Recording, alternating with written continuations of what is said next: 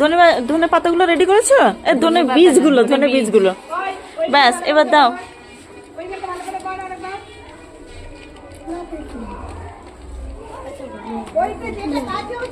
আর লাগবে? আর বেশি দিও না, আর জায়গা নেই তো। একটু মাটিগুলো এসে করে দে। হ্যাঁ এবার মাটি, হ্যাঁ মাটিগুলো একটু, হ্যাঁ ছোট ছোট ঝুড়ো ঝুড়ো।